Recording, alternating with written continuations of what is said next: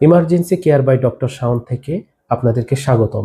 আজকে ভেন্টিলেটর মেশিনের 6টা সেটআপ সম্পর্কে বলবো, যার ফলে আমরা খুব ইজিলি ভেন্টিলেটর মেশিন দিতে পারি।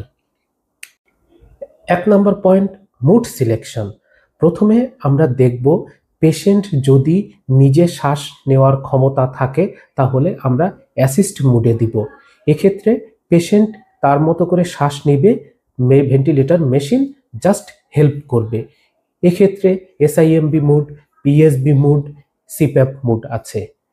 আর পেশেন্টের যদি জিসিএস লো থাকে, পেশেন্ট যদি সিডেড প্যারালাইসিস থাকে, যেখানে পেশেন্টের শ্বাস নিতে পারবে না, তখন আমরা কন্ট্রোল মুডে দিব। কন্ট্রোল মুডে আছে একটা ভলিউম কন্ট্রোল মুড, একটা pressure control mode. Volume control মুডে আমরা একটা ফিক্সড টাইডাল ভলিউম দিব এবং এই পরিমাণ ভলিউম ভেন্টিলেটর মেশিন পেশেন্টকে দিবে। উদাহরণস্বরূপ COPD, sedated paralysis, brain injury, increase intracranial pressure, post operative পেশেন্টদেরকে এই ভলিউম কন্ট্রোল সেটআপ দিতে পারি। প্রেসার কন্ট্রোল মুডে প্রেসারটাকে আমরা ফিক্সড করে দিব এবং ভলিউম অ্যাকর্ডিংলি ডেলিভার হবে। উদাহরণস্বরূপ ARDS, pulmonary oedema, pulmonary fibrosis, pneumonia পেশেন্টদেরকে আমরা প্রেসার কন্ট্রোল মুডে দিতে পারি। 2 number point, tidal volume. Tidal ভলিউমটাকে আমরা ফিক্সড করব, যেমন 6 থেকে 8 ml per kg body weight অনুযায়ী। বডি ওয়েটটা আইডিয়াল বডি ওয়েট। 3 নম্বর পয়েন্টটা, রেসপিরেটরি রেট। রেসপিরেটরি রেট আমরা 12 থেকে 16 বিট পার মিনিট দিব এবং রেসপিরেটরি রেট পেশেন্টের সিচুয়েশন অনুযায়ী আমরা বাড়াতে পারি বা কমাতে পারি।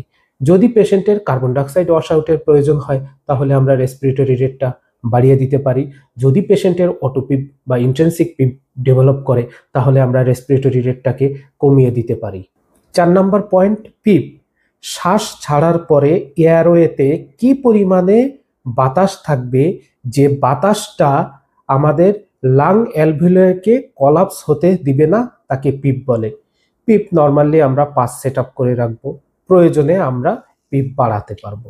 5 number point, IE ratio, inspiration expiration ratio, এটা আমরা 1:2 রাখবো। 6 নম্বর পয়েন্ট, FiO2। আমরা FiO2 100 থেকে শুরু করব, এরপরে আমরা স্যাচুরেশন দেখে, এবিজি দেখে আমরা FiO2 কমিয়ে নিয়ে আসব।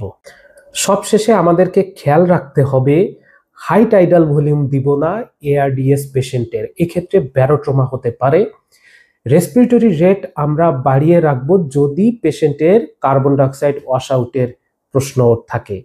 সিওপিডি, ব্রঙ্কিয়াল অ্যাজমা পেশেন্টদের আমরা হাই রেসপিরেটরি রেট দিব না, এর ফলে অটোপিপ ডেভেলপ করতে পারে। কোনো পেশেন্ট যদি হাইপোটেনশন থাকে তাহলে আমরা পিপটা অ্যাভয়েড করব।